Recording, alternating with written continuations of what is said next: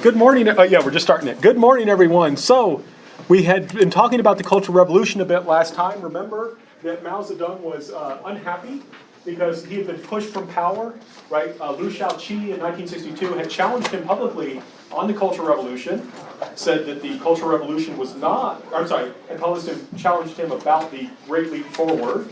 Mao had said that the problems, the great famine that had risen from the Great Leap Forward was a result of disasters and bad luck. And Liu Shaoqi got up in public at a party meeting, which had several thousand party members, and said, no, it was your fault, Mao. And Mao was pushed from power. Not completely, just more to the margins, though. And Mao was not happy about that for two reasons, essentially. One is that he identified himself with the revolution. Remember, so many times the revolution had almost gone wrong, the Communist Party had almost been destroyed, and Mao had saved it. Because most of the time, he was right when other people were wrong. So he's upset. He thinks that will hurt the revolution, but also he's like, what's this going to leave my legacy? Is Liu Shaoqi going to be my Khrushchev? Going to criticize me after I die, take credit for everything I did, while criticizing, putting the blame for everything that went wrong on me. So Mao, by turning to the army, remember he focused on this Lei Feng as someone we should imitate, who was a soldier. And he used that to submit his power from the army. He got help from Lin Biao, a very powerful general. So he's developing his political base. He swims the Yangtze River in 1966, showing he's still healthy and can take part in politics. He then will call on people to criticize the party leaders, especially young people, right? Especially young people. And to give you a sense of what this means, so when I don't know about Lander students, but I'm guessing that this is probably somewhat true among you as well. When I was a student, I remember that there was a professor who was not a good teacher, gave bad grades to the students, and when the students complained, the university backed the teacher and refused to change the grades, even though the students could show that they had... Oh, thank you. Oh, you're fine? Even though they had good reason, the university refused to change the grades for these students. So you probably had some experience like that. I know we were angry. Imagine then if the president of the university were to say, you know what, students, you need to challenge and question professors, and I will back you up 100%. So you can guess, imagine sometime in your college career there must have been a professor who did something you thought was unfair, or you simply didn't like. But you maybe couldn't do anything about it. Now you can. That's what's happening in China during this time period. Right? The person on top has told the people on bottom, you can criticize the middle, and I would encourage you to do so. And that's a great way for Mao to get power back, right? Use the bottom to criticize the middle. But I want to stress, Mao was an expert politician, but he was still an idealist. Right? So don't think that Mao is only thinking about power politics. He is thinking about power politics, but that's not the only thing. Remember, Mao identifies with the revolution. He thinks that there needs to be a radical reform of society and party to bring rapid change and development to China. And this poster, I think, really illustrates what he wants to do. You see a young man here with a hammer destroying the old order. You can see there's a crucifix, a Buddha, dice representing gambling, foreign music, all these bad influences. We need to transform the Chinese culture, and the young will do it. And my Chinese isn't great, but I believe this says, destroy the old world, create the new world. So the Cultural Revolution is not simply meant as an act of destruction. It is meant as an act of creation. But a new China can only come about when the old China is destroyed absolutely. That's Mao's vision. Massive reform. His problem, he would argue, the reason the Great Leap Forward failed was because it was not radical enough. So he wants to become more radical. So don't think that he's only thinking about power. He's not. He is thinking about that, but he's also guided by ideology. So this will lead to widespread attacks on authority. Right? You now have the person on top saying, you can rebel. You should, not only can you rebel, you should rebel. You should challenge the people who are holding China back, even if they're members of the Communist Party, especially if they're members of the Communist Party. Yeah, Cameron? If Mao for the longest time was sort of like like the all-powerful leader or whatever, how does he get like pushed from power? Because the Great Leap Forward had failed so spectacularly, this was kept hidden from the Chinese people. This was happening in party circles. So it's not like when I say publicly criticizing Mao, I mean among the party. I need to be clear about that. I don't mean he's doing that like in a public debate. So he like knew in a sense that like the people around him were going to maneuver to like they could like kill him or something. So he's like, I should probably just go along with it. They weren't trying to kill him. They were just trying to sideline him.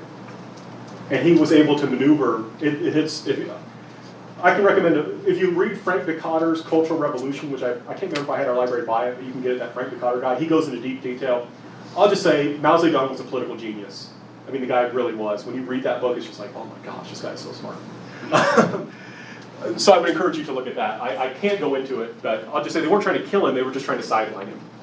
And he was able to figure a workaround, because he was just that smart. So, and we ended, remember, Liu Shaoqi was the guy who pushed him from power, and the children are sad, remember in that video we watched, they're deaf mutes, and they're sad because they can't praise Mao Zedong, but ultimately who's responsible for them being deaf and mute is Liu Shaoqi. So he uses this popular movie, right, this was designed to be shown all throughout China, and the Chinese communists were very good at propaganda and making sure lots of people could see it. But the point was not just to attack Liu Shaoqi. That was one of the points. The positive, but that's the power aspect. The ideological aspect was, notice, it was the army who helped the children using Mao Zedong thought. Right? They applied Mao Zedong thought to determine what was wrong with the children and used Chinese native medicine, acupuncture, which is really cheap. That's important. Right? We don't need to rely that much on foreigners and their expensive Western technology. We can use inexpensive Chinese medicine.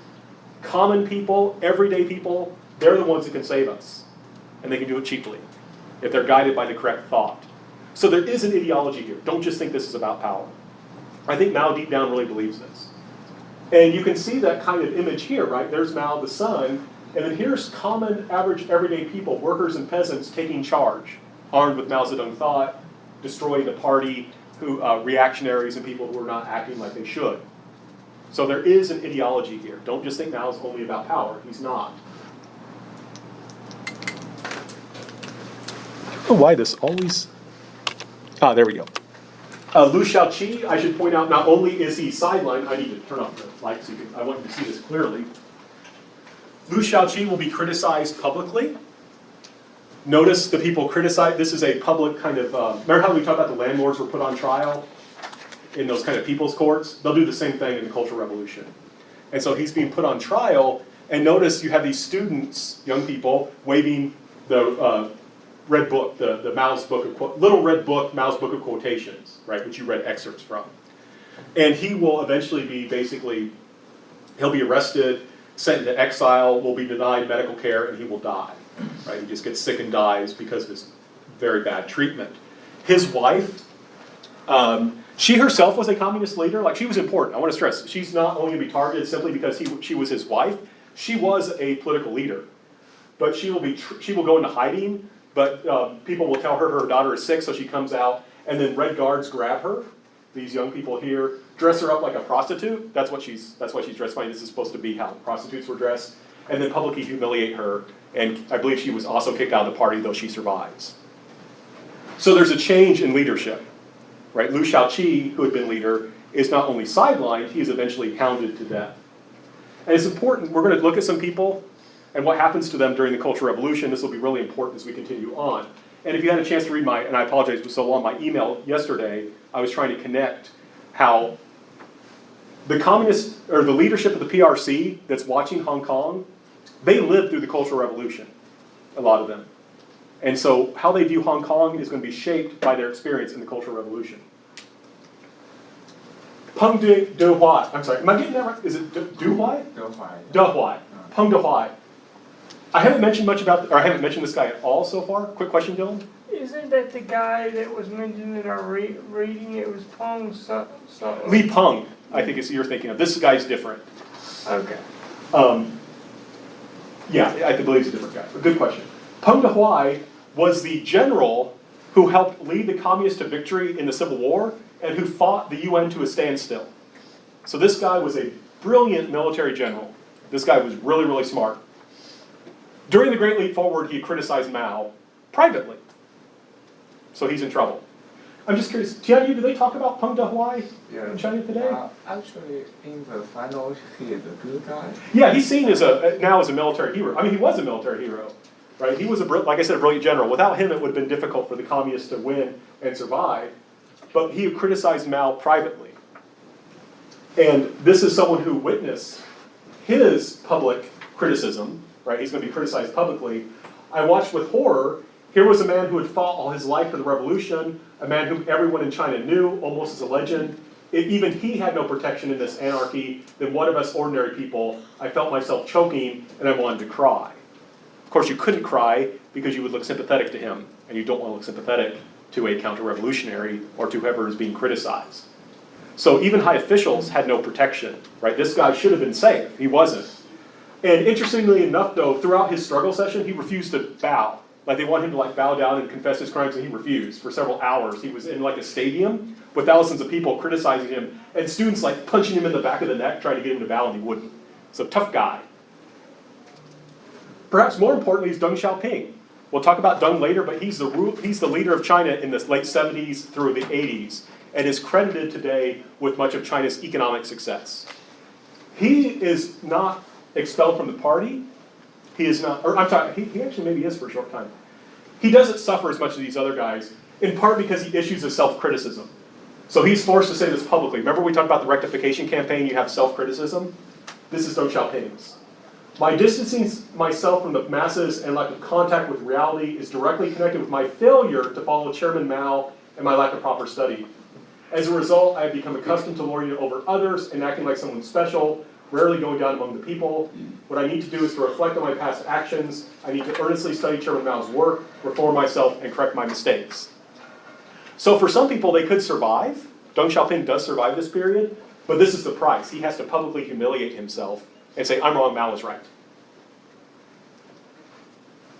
I know some of you are artists, so I especially want to include how this could impact everyday people. This is a quote from Frank Nicoder's Cultural Revolution. This is the book I recommended Cameron.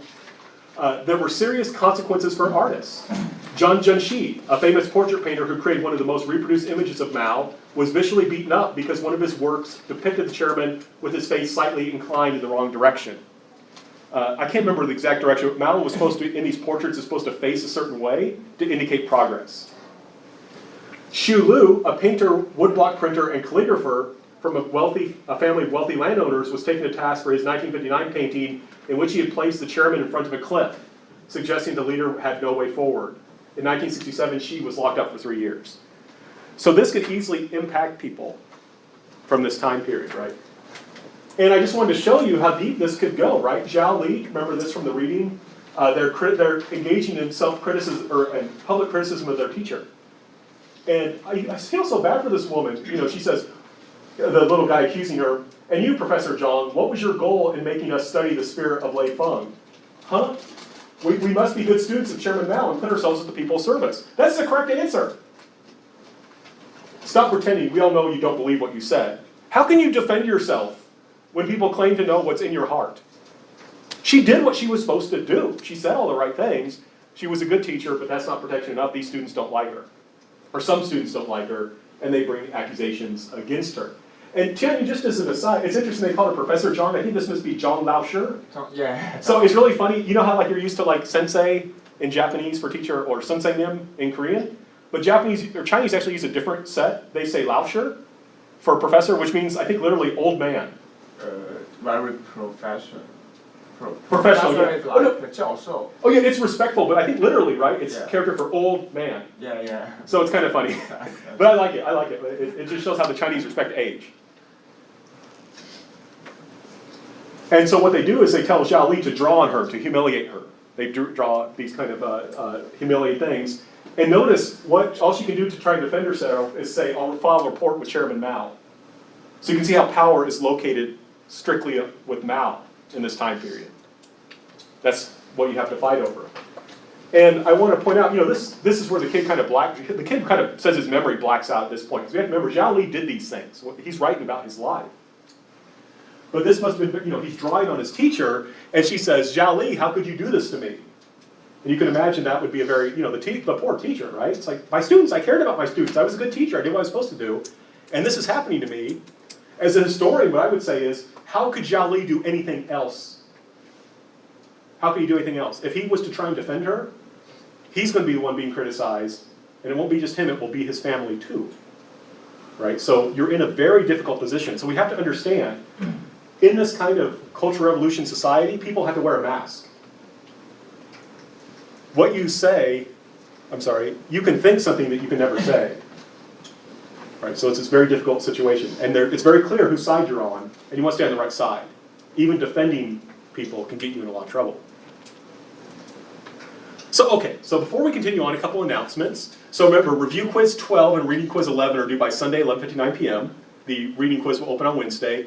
Reading Quiz 11 has two parts. One is Zhao Li as an adult during the time of reform. So I wanted, we talk a lot about politics, I just want to show daily life for Chinese people during this time period.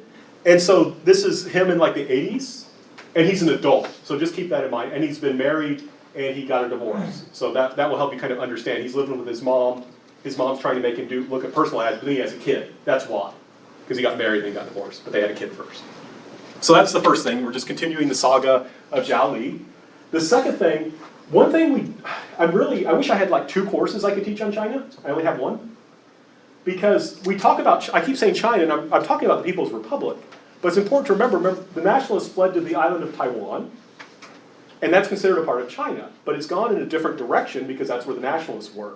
And I don't talk much about them. And Taiwan's fascinating because it goes from a dictatorship, a rather brutal dictatorship. Chiang Kai-shek stayed a brutal dictator in China, or in Taiwan. But Taiwan eventually develops into a wealthy, capitalist, liberal democracy. And unfortunately, it's really hard to find good information on Taiwan. I'm not sure why.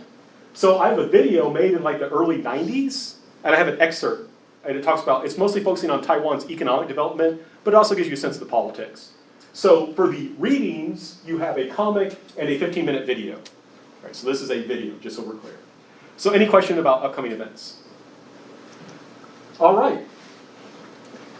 So we have to stress, this is a cultural revolution. The idea is that you want to transform Chinese culture. Remember the May 4th movement said that in order to transform China, we need to change the culture. The communists believe the same thing, it's just the communists said you have to get control of the government first, then you can change the culture. In May 4th movement, they said culture first, then government. But in the Cultural Revolution, there's an idea we need to change and transform Chinese culture. And Chinese traditionally believe that you can rule, you can govern through culture. And what's interesting, this is one of the few times we get to talk about an important Chinese woman who's a political leader, and that's this woman, Jiang Qing. I think she was Mao's 3rd or 4th wife, and she was an actress. But she was also a communist. And she is going to be put in charge of culture during this time period. Right? And that's her there. And it's interesting, all the things behind her, you can see there's all these cultural aspects. And it's kind of funny, in the West, we often think of culture as being connected to the wealthy. But for communists, there was this idea that we should elevate culture for everyone. Like everyone should be able to enjoy opera, for example. It should be, though, the right kind of opera. Right? It should be the right kind of opera. And so they borrowed old forms, like traditional Chinese opera. And if you've ever seen traditional Chinese opera, it's very interesting. It's really fascinating, the style. The motions are very exaggerated, and they have a lot of makeup because it's designed to be seen from far away. Right? People have to move a lot, have lots of makeup to see them from far away. And I want to play for you an example of the kind of culture that was coming out of the Cultural Revolution.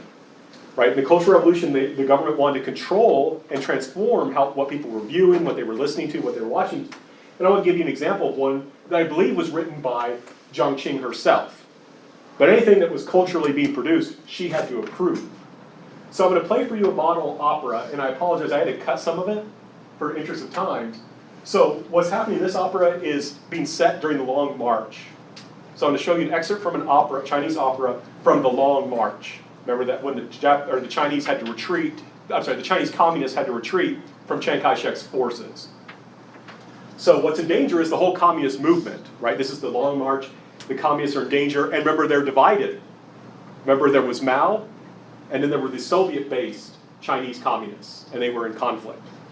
So as you watch this clip, I want you to catch who's going to save the culture, who's going to save the Chinese Communist movement and how. And what's great is that this is one that has subtitles, so Tianyu can tell us if they're accurate or not. So hopefully they did a good job.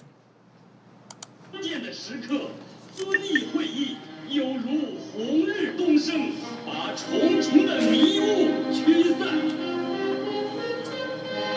毛泽东，我们伟大的舵手。 Helmsman's the guy that pilots the ship. Oh, there we go. 身体风范，引导我们度过了激流险滩，胜利向前。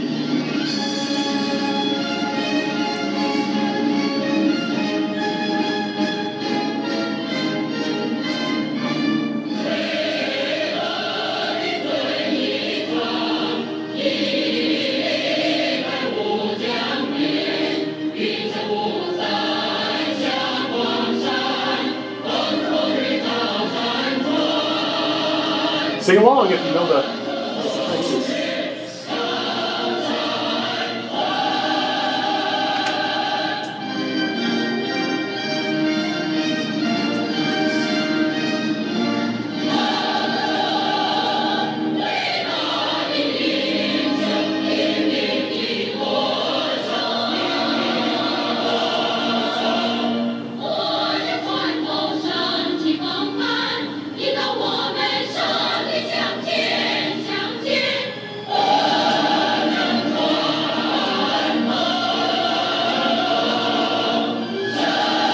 I think they're supposed to look like the ocean waves. I think that's what they're going for.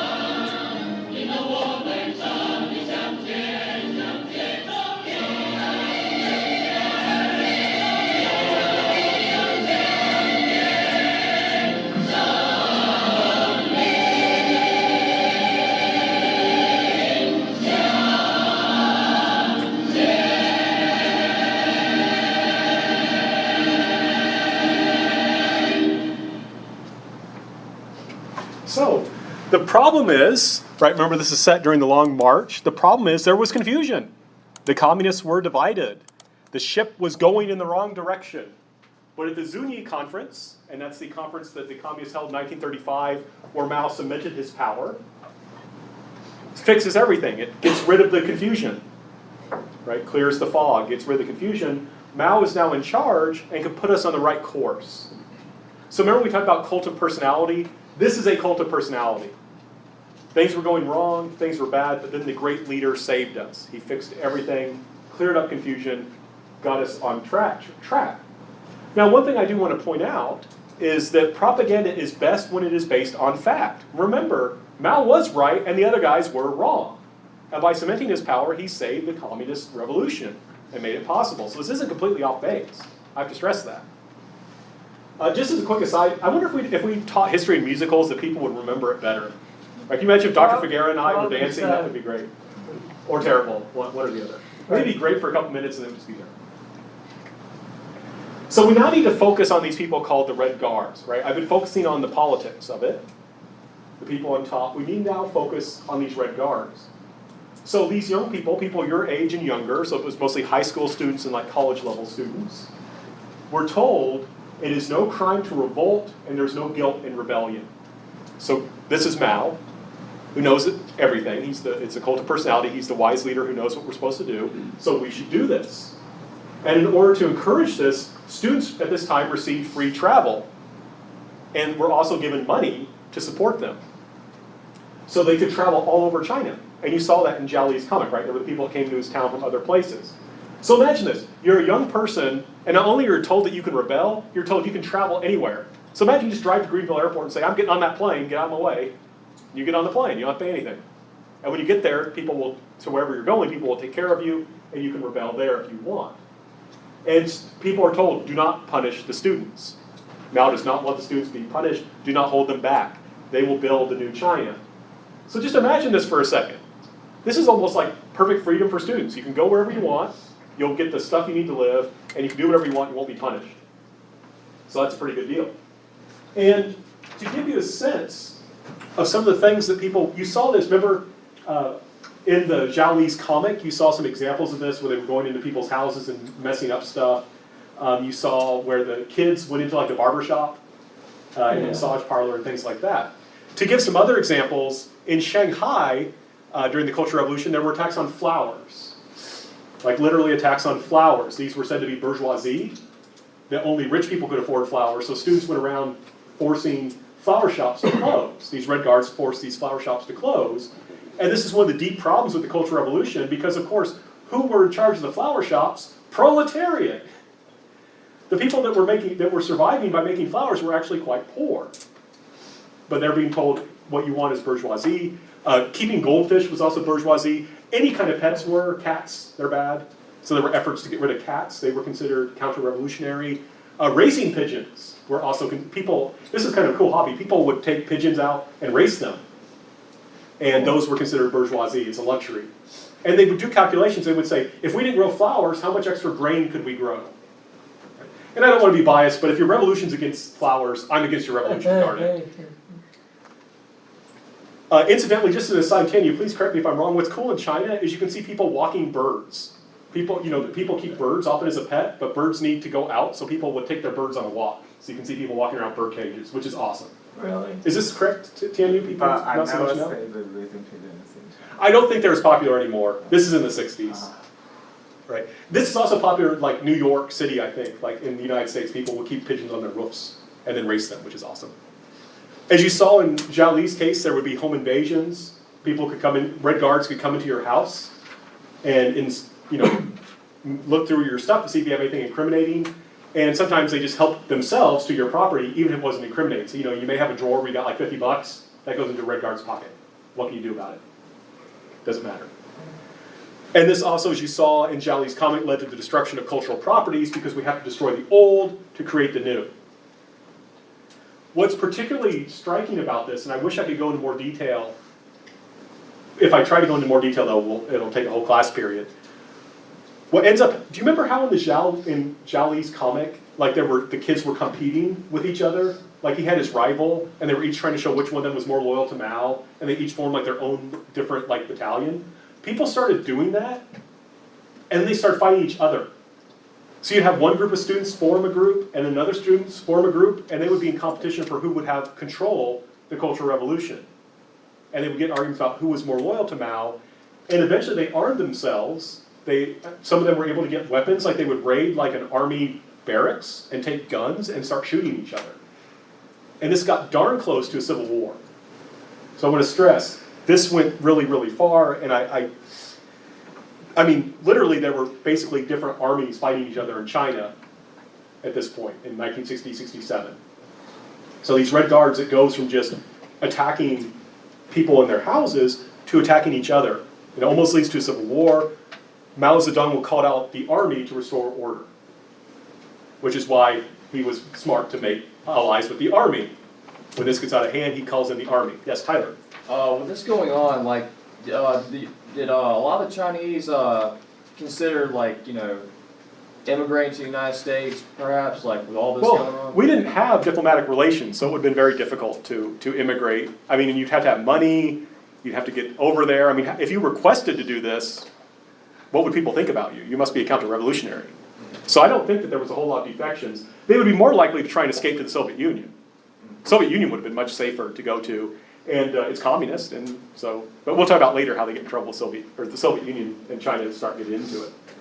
But the army is called out to restore order. So we now need to see some people. Zhao Li was not himself really a Red Guard. He was too young. So I want to play a clip. This is a little bit longer than normal, but I think it's important to kind of to understand what's going on here. So as we watch this, and I'll go through this because of time difference or time issues, but as we watch this clip, I want you to catch, why might young people want to become Red Guards? How could the Cultural Revolution affect family relations? How could people become the targets of violence? Why might people engage in violence? And there's this really long interview at the end about this woman, and she's conflicted about the beating to death of an old man who was also a capitalist, right? Why? And what does this tell us about this time period?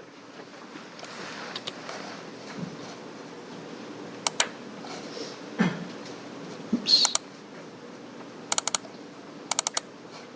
It says short because it used to be 16 minutes. Groups of Red Guards roamed the countryside, urging peasants to attack local officials.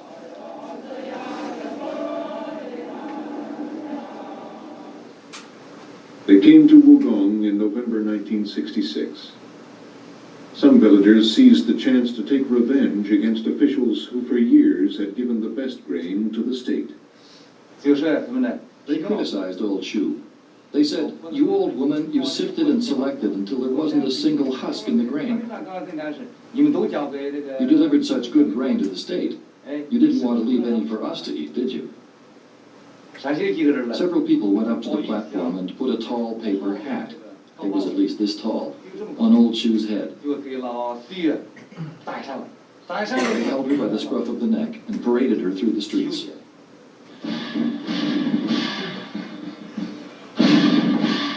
The violence soon turned against traditional targets of class struggle, like the former landlord's son, Li Mao Shou.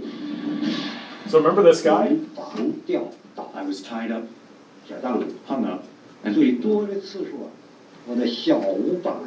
One afternoon I passed out 4 times. I stopped breathing. Later they didn't even have to hit me. My breathing would stop when they hung me up.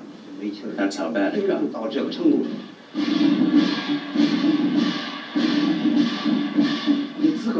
In China, fathers and sons traditionally have close ties. But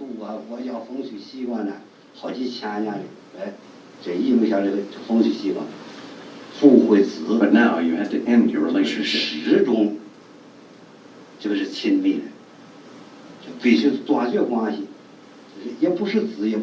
It was really sad, but you just had to do it. After my son was struggled against for the first time, I claimed that our relationship had been broken off.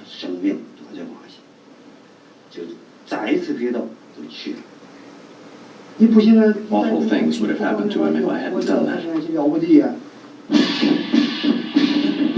Throughout China, party officials, intellectuals, people with foreign connections, former businessmen, millions were paraded and beaten in public.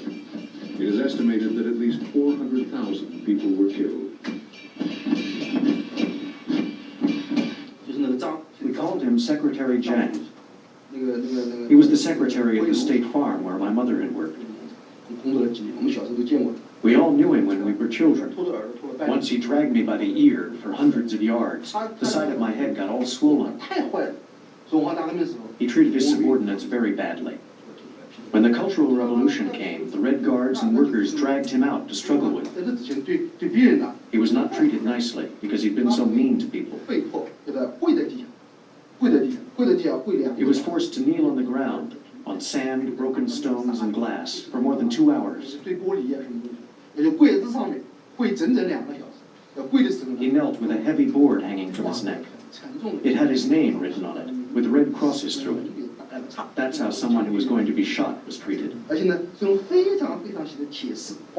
board was hanging on a very thin wire, so after 2 hours, blood oozed out on the wire and dripped down. He was over 50, or close to 60, and he was struggled against many, many times because people really hated him. Soon he died.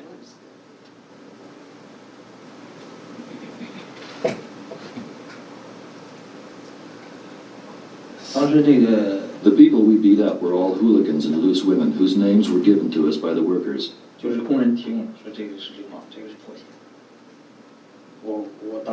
put them on a truck and told them to kneel down.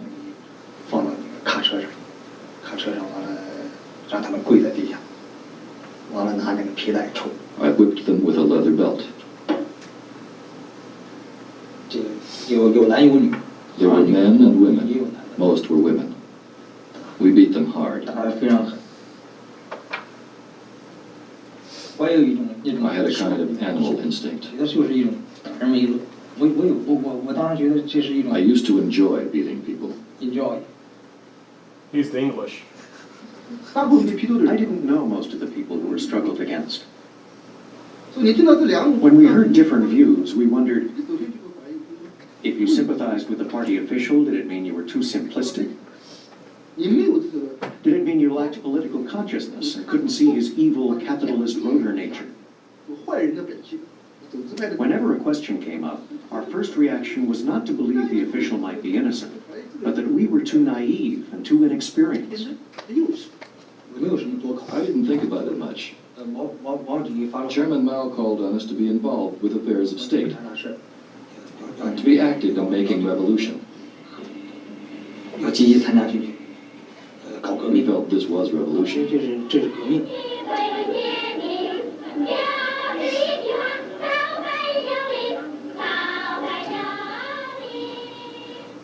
Chairman Mao had said, a revolution is an insurrection, an act of violence by which one class overthrows another. It's not a dinner party. We had to be rough and harsh and wild. In my class, there was a student whose grandfather had owned a big fabric store, so he was a capitalist. I heard that everyone was to go to their house to criticize him. I got there late, and by the time I arrived, the capitalist had been beaten to death. I remember that his head was all swollen and dark and bruised. I didn't look for long, and then we all left. But later I learned that this capitalist was killed after my classmates got there. Other students and probably Red Guards from the neighborhood also got involved. All those people beat him to death, including his own granddaughter, my classmate. I didn't think much about it then because this kind of thing happened a lot. But years later, I thought about it many times and I wanted to find an answer. The question was very difficult. It was, if I had not arrived late, what would I have done? Would I have beaten him? He was a capitalist, but at the same time he was a man, an old man. I have never been able to answer this question. All right. So this is a difficult time to live in, and I want to stress, if you've read my email yesterday, or not, remember, the current president of China, he suffered from this, right? He went through this. His family, one of his sisters was killed, and his father and mother were punished and humiliated. So obviously that's going to shape how he sees everything, including the Hong Kong protests. So of course, young people want to become Red Guards. It's great. You get to travel around. You get a position of respect. People have to take you seriously. It's great. You're told to rebel. If you're idealistic, this is great. I'm going to take a role in transforming China. If you're not so idealistic, great. I can get revenge on my enemies. Wouldn't that be wonderful? And we saw how this could affect family relations, right? The one man, he was being, I love that guy. If you watch the whole documentary, the son of a former landlord is awesome. That guy is cool. They interview him a lot. He's just a neat guy. But he talks about, right, he had to cut off his relationship with his son publicly to save his son. He had to get up and say, this isn't my son anymore, because they started to attack his son because of him. Not of anything he had done, but because of his class background. He was the son of a landlord. It was easy in particular to become a target of violence if you'd made yourself unpopular. Right, the government official who was unpopular among his subordinates, and the woman who had extracted all that rice. Remember, the peasants were saying, you took all the rice from us, you didn't leave us anything. What's striking, though, the poor woman, in her defense, the government had pressured her to extract the rice. She had done her job as a government official by extracting rice and getting it to the government for economic development, and now she's being punished for undertaking the tactics necessary to extract that rice. People could engage in violence for multiple reasons, sometimes idealistic. We want to teach these people, these counter-revolutionaries, a lesson. The leader, Mao, says that revolution will necessarily be violent. So if I want to undertake revolution, I have to be violent. So it's a kind of patriotic violence. You want to build a strong China? You want to build a new China? You can only do that through violence. Revolution is not a dinner party. But also, that guy at the end, remember, he said, I enjoyed it. At a certain point, we like power. And here I can have power over all these people that can't hurt me back. And it says something about, and I'm not trying to criticize the Chinese, I think this is just how human beings are. Right? This could happen any place under these historical conditions. And you see this, And I'm so struck by it, because remember the one guy explained, he said, we would sometimes feel sorry for the people that we were attacking. And then we questioned ourselves. We said, are we being naive? Are we just being tricked because these opponents of the revolution are so cunning? Right? You know, I feel bad for this teacher who taught me, and now I'm criticizing them. But maybe they're just so clever, they're manipulating me. I need to stick with Chairman Mao. He said, this is what I have to do. So I have to deny what I see myself, because this is what my authority is telling me. What was particularly striking was the woman at the end who was so conflicted about the beating to death of the old man and capitalist. And she said the struggle, you know, this was a man, an old man, but he was also a capitalist. But even as a capitalist, what was his crime? He owned a clothing store, a fabric store. He wasn't like a factory owner who was, you know, exploiting the workers. He was just a guy who owned a store. But it classifies him as capitalist. And I thought it was interesting. You can see her struggling in her mind. What is this person? If it's an old man, I should not hurt him. But if he's a capitalist, it's right to hurt him. And I feel bad to say this. I've watched this many times. I finally figured it out. You know, she says, this has always haunted me. What would I have done if I got there on time? As a historian, I can tell you what she would have done. She would have helped beat the guy to death. What other option did she have? I want to stress, this isn't simply like people being controlled because of a fear of violence. It's in their minds. Right? It's in their very minds itself that has transformed their thinking. You look at this guy, is he an old man or a capitalist? Well, he's a capitalist, so he has to die, or he has to suffer. So this is just a difficult time period to live in, right? Where you can't have any kind of independence, even in your own mind, in a sense. And you may be forced to do terrible things that will haunt you later on, right? This woman was deeply scarred by this, and like I said, people who went through this experience are going to understand politics very differently from people who did not. So just to show you how deep the Mao cult went, Mao met some ambassadors from Pakistan, and they gave him mangoes, and they weren't sure what to do with the mangoes, so Mao gave them away. And people weren't sure what to do with the mangoes they received from Mao. So some people put it in a trophy case to preserve it. Other people made a soup, and then they would all eat it. So you can see this kind of cult of personality, right? These precious mangoes we receive from our leaders. But as I said, the chaos got so bad we almost get to civil war. So the army is called out and the Red Guards are suppressed. So I cut out a video, so I just have to explain to this. So what do we do with these former Red Guards? What do we do with these people? They have gotten a taste for violence, for political action. We can't just kind of leave them as they are. So the solution is to send them down to the countryside to learn from the countryside. All right, you Red Guards, you've done your duty for the government. Now you need to go down and get closer to the peasants and the farmers and understand how their lives work so you can better serve the revolution. This is about 15 or 20 million people are going to be sent down to learn from the countryside, including President Xi, right? Including the current president. He was never a Red Guard, but he was one of the young people who was sent down to learn from the countryside. So the former president of China spent a lot of time feeding pigs and working on a farm. So the guy does know what hard work is, certainly. And in a sense, this is often called a lost generation. These were people like your age or younger, and they should have been in high school or in college. Dr. Hess, you can go ahead and go if you need to go. I'm fine. Are you? Oh, that was you. They are about 15 to 20 million people are going to be sent to the countryside. We call this kind of a lost generation because these people are forced to, instead of studying, are forced to take care of pigs. And I kind of think about this as like a double betrayal. These young people were told, rebel. Rebellion is right. Don't worry, you won't be punished. And then what happens? They're punished for rebelling when they've gone from being a political asset to a political liability. Right? As long as they were targeting the people that Mao and other leaders wanted targeting, they were fine. But when it leads almost to civil war, okay, it's time to punish these people. And the youth are treated as a problem, but told they are the solution.